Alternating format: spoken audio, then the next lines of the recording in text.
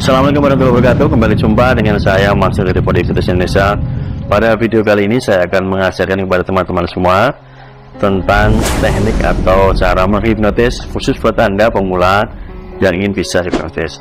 Terus saya juga akan mengajarkan kepada Anda kenapa ada orang yang bisa cepat hipnotis, kemudian juga ada orang yang lambat atau bahkan gagal menghipnotis.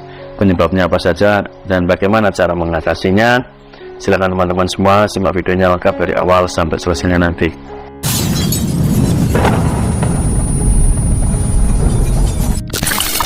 Sebelum saya melanjutkan videonya, buat Anda yang ingin membeli ebook Kitab Hipnotis atau buat Anda yang ingin tergabung di kelas hipnotis bersama saya, silakan Anda hubungi WA yang saya berikan di bawah video ini, ataupun buat Anda bisa baca juga di deskripsi ada di bawah video. Silakan Anda baca di sana.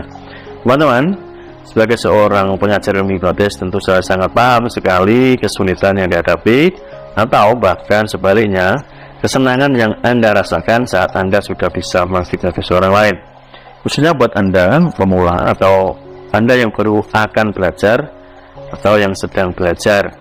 Nah, bagaimana sih cara menghipnotis itu? Sebenarnya sangat mudah teman-teman. Tapi sebelumnya saya izin untuk ritual sebentar.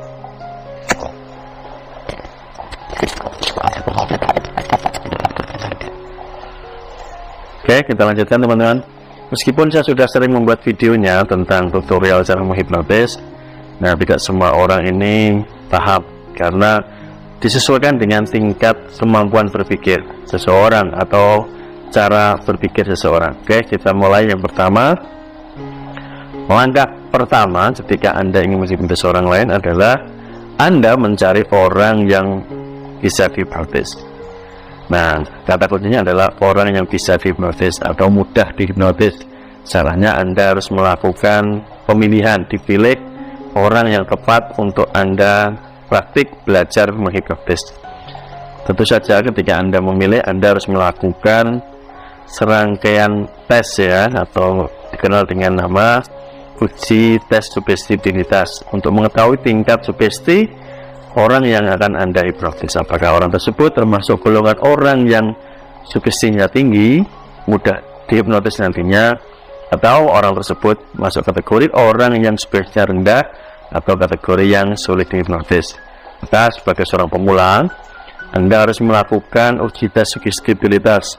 Nah, banyak sekali kan cara-caranya. Misal Anda menyuruh orang untuk mempraktekannya, misalkan menutup kedua matanya, memejamkan mata dan merasakan kedua tangannya. Misalkan yang satu disuruh membayangkan seringan ke atas, yang satunya lagi disuruh membayangkan dikasih beberat, misalkan dikasih batu batan. Jika kedua tangannya ini satunya bisa naik, bisa turun, nah itu juga termasuk orang yang mudah dihipnotis atau kategori orang yang tepat nanti untuk Anda praktekkan ilmu hipnotis. Ada banyak cara untuk melakukan tes sugesti, semisal juga dengan rasa jeruk juga Anda bisa. Kalau orangnya merasa meresam ya, sampai merasakan beberapa kecut gitu, seolah-olah dia merasakan jeruk beneran, ya itu juga termasuk orang yang mudah dihipnotis. Dan banyak sekali cara untuk melakukan tes sugesti. Nah, setelah Anda menemukan orang yang tepat untuk Anda praktekkan, barulah Anda melakukan langkah selanjutnya atau langkah kedua.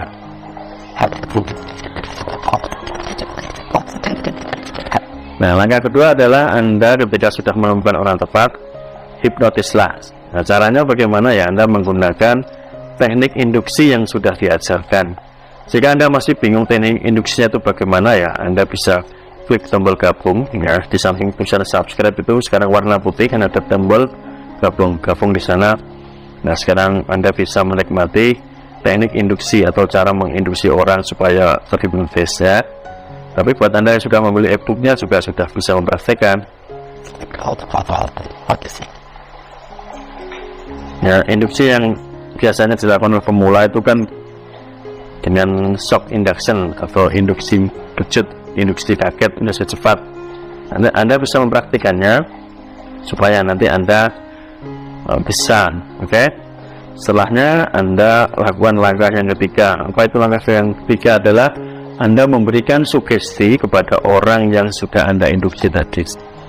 Jika Anda induksi dia tidur, itu saja masuk kondisi sleep, masuk kondisi tidur hipnotis, barulah Anda berikan sugestinya.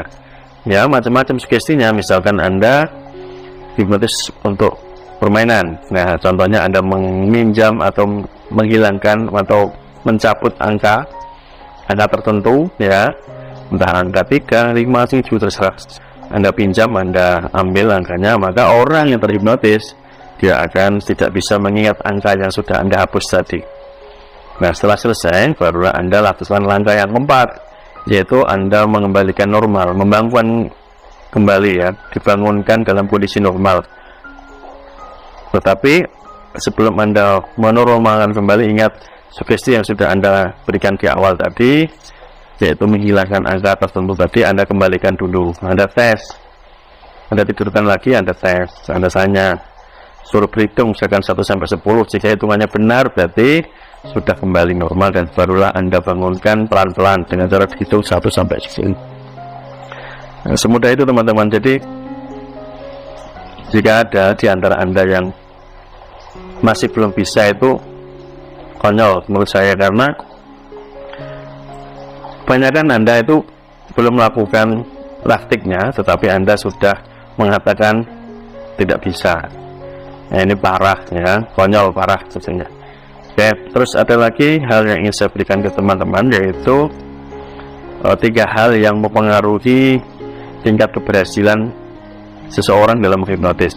Ya, hal ini sangat penting sekali. Maka jika Anda tidak memenuhi 3 hal ini, ya Anda akan sulit. Ya, kita bahas pelan-pelan, ya teman-teman.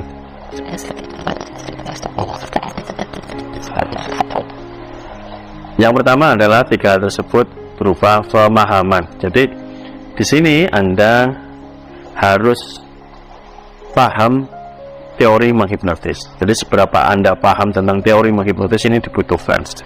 Nah, untuk paham bagaimana caranya masuk, Anda harus mengerti langkah-langkah menghipnotis secara teori. Ya, salah satunya kan sering saya katakan, Anda bisa membeli e-book saya. E-book Kitab Hipnotis itu lengkap di sana. Anda bisa mempelajarinya, teorinya bagaimana. Ya, e-book itu apa? E-book elektronik book, bukan buku kertas, ya. Jadi buat Anda yang awam, ya benar-benar tidak paham teknologi, buku tersebut adalah buku elektronik yang langsung bisa saya kirimkan ke Anda langsung hitungan detik jika Anda sudah membeli, ya. Bukan dikirim lewat paket, pakai ongkos kirim dan lain sebagainya, bukan. Selanjutnya, yang kedua adalah seberapa Anda memahami yang namanya teknik komunikasi. Oke? Dan tentu saja sebagai seorang penghipnotis, Anda harus memahami teknik-teknik komunikasi, cara berkomunikasi dengan orang yang akan Anda hipnotis. Anda harus belajar. Nah, teorinya ada di e-book. Pelajarilah, Anda bongkar semua di sana. Ya, bagaimana cara mengajak orang ngomong, kemudian cara pertama Anda mulai menghipnotis, memberikan sugesti, bahkan bisa melakukan hipnoterapi dan lain sebagainya. Nah, Anda harus mempelajari teknik komunikasi. Ketika Anda berbicara dengan seseorang, Anda ini terbata-bata cara ngomongnya, Anda grogi, Anda tidak cakap, ya, Anda akan kesulitan. Bagaimana Anda mempengaruhi orang lain jika Anda sendiri aja ngomong masih kesulitan, masih a, i, u, e, gak jelas, gitu-gitu, ya. Artinya Anda terbata-bata. Belajarlah untuk ngomong lancar. Itu di situ Anda harus belajar teknik komunikasi. Kemudian yang ketiga adalah menyangkut tentang rasa kepercayaan diri, mentalitas. Okay? Sebagai seorang penghipnotis, ya, Anda harus mempunyai mentalitas yang kuat. Anda harus berani mempraktikannya. Maka sini judulnya kan ilmu hipnotis, ilmu praktik. Ya, Anda harus berani mencoba. Kalau Anda tidak berani mencoba, ya kapan Anda akan bisa? Terus ada pertanyaan selanjutnya adalah seberapa lama orang ini menguasai ilmu hipnotis, ya? Berapa lama sih ketika saya belajar itu saya bisa kuasai ilmu hipnotis? Beda-beda teman-teman, tergantung Anda. Jadi cepat atau lambatnya itu tergantung Anda. Ada orang yang diajari langsung bisa praktek. Ada yang hanya butuh beberapa menit langsung bisa. Ada yang butuh beberapa jam langsung bisa, ada yang butuh 1 hari, 2 hari, atau bahkan sampai seminggu baru bisa. Karena apa? Mereka sendiri yang menentukan malas atau rajin untuk belajar teorinya, berani mempraktekannya, berani berlatih. Nah, itu kan kuncinya di Anda. Oke, kita lanjutkan.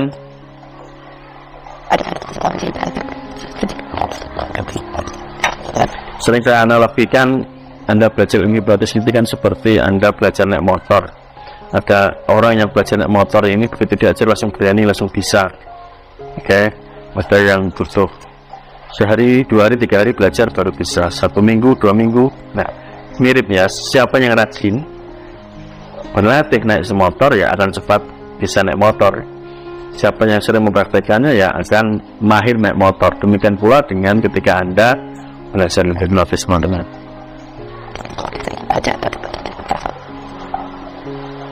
Siapapun yang membimbing Anda, guru, trainer, atau pelatih, itu semuanya saya pikir mereka akan bekerja keras ya untuk membuat Anda cepat bisa. Tetapi kuncinya di Anda. Sekali lagi, Anda yang butuh, Anda yang pengen bisa, ya Anda harus memperjuangkan diri Anda. Jangan jadi orang yang pemalas, banyak alasan, banyak yang pecundang lah intinya ya. Anda terlalu penakut untuk mempraktekkan. Nah, jadilah orang yang punya mental yang hebat, pemberani. Karena risikonya ya kalau nggak berhasil gagal, cuma itu aja. Nah, supaya berhasil ya coba. Kalau gagal ya gampang, Anda nggak praktek, nggak mencoba ya pasti gagal. Itu ya teman-teman. Jadi buat teman-teman yang ingin cepat bisa, ya cari guru yang tepat. Anda bisa belajar dengan saya melalui private hipnotis dengan saya, atau cari guru lain yang menurut Anda cocok, pas, atau mengajarkan ilmu hipnotis ini dengan Anda. Jadi selalu saya kasih pilihan bebas ya, sok atau terserah mau pilih yang mana, yang penting Anda bisa, dan dengan cara yang tepat, tidak dengan cara yang tidak masuk akal. Gitu ya teman-teman. Oke, semoga video ini semakin membuat Anda semakin semangat untuk belajar dan cepat menguasai kemampuan ilmu hipnotisnya. Terima kasih. Sampai ketemu di kelas pelatihan bersama saya. Jika Anda ingin berdonasi ya silahkan, bisa Anda cek link di bawah. Nah, klik social bus di sana, ada klik kalau Anda mau mendonasikan ya untuk mendukung channel ini semakin berkembang. Terima kasih. Salam pemirsa, salam minggu, salam minggu, see you next time. Bye bye.